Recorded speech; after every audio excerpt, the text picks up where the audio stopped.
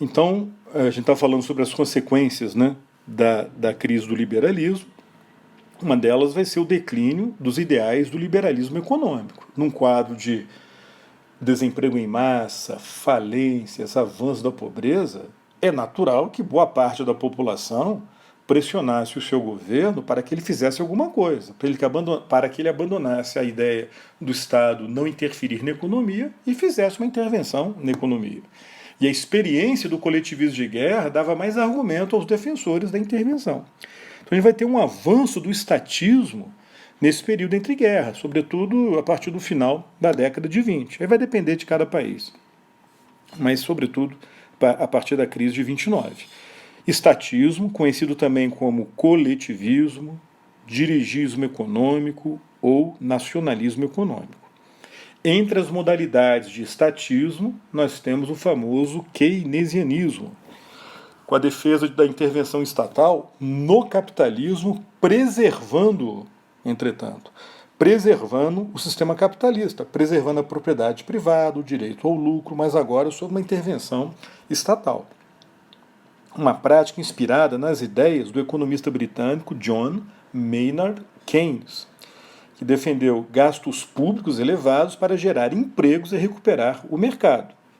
No caso dos Estados Unidos, nós temos aquela política econômica famosa do presidente Franklin Delano Roosevelt, que venceu as eleições de 32, derrotando o Hoover, que era candidato à reeleição. O Roosevelt tomou posse em 33, a eleição foi em 32. E o Roosevelt adotou uma política econômica conhecida como New Deal, o novo acordo, o novo negócio, a nova relação entre o Estado e a sociedade. O Old Deal era o Estado não interferir na economia, deixava a sociedade tocar adiante a economia. O New Deal era o Estado agora interferindo na economia, organizando obras públicas, estabelecendo leis trabalhistas, inclusive o salário mínimo, fortalecendo os sindicatos, dando maior poder de barganha para os sindicatos, né, na negociação, estabelecendo um controle de preços. Então, a crise econômica gerada, né, pela Grande Depressão, né, o desemprego em massa, falências generalizadas, toda aquela insegurança, essa crise econômica nos Estados Unidos refletiu-se na eleição do Roosevelt com a plataforma de intervenção estatal na economia. Agora, a crise não foi só do liberalismo econômico. A crise foi também dos valores políticos do liberalismo, dos valores políticos da democracia liberal. A democracia liberal vai sofrer, então, uma descrença, sobretudo na sua forma parlamentar, que predominava na Europa. Ela passou a ser vista como um sistema político fraco, corrupto, ineficiente para enfrentar os problemas econômicos e sociais, porque havia muito choque entre o governo, o executivo e o legislativo. Havia a ideia de que os partidos políticos demoravam para entrar num acordo, né, e aprovar medidas de recuperação econômica.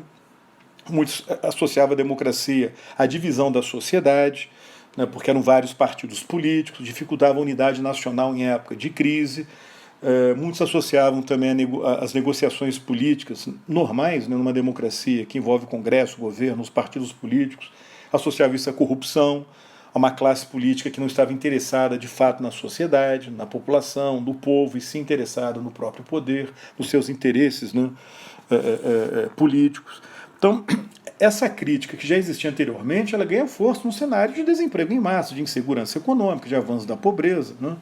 Resultado, a ditadura passou a ser cada vez mais idealizada por amplos setores da sociedade. Ela passou a ser vista como um único meio de centralizar o poder, unir o povo e assegurar a estabilidade necessária para preservar a ordem social ou realizar reformas. Agora, vejam só, isso é uma observação importante.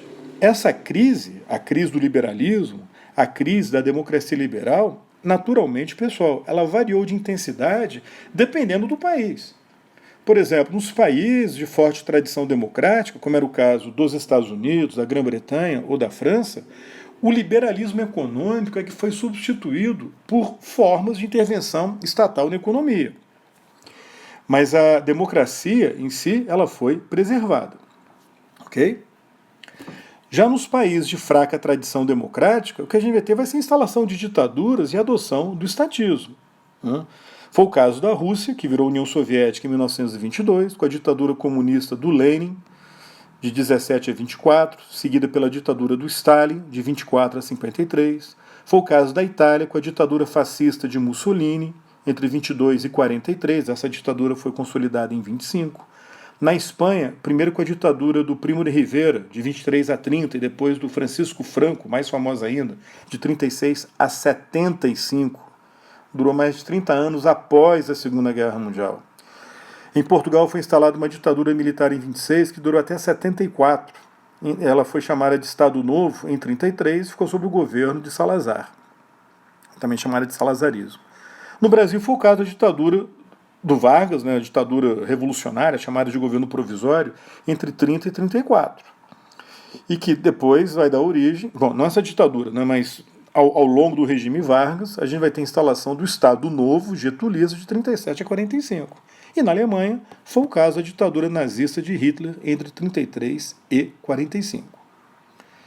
Portanto, a gente vai ter essa crise refletindo na instalação de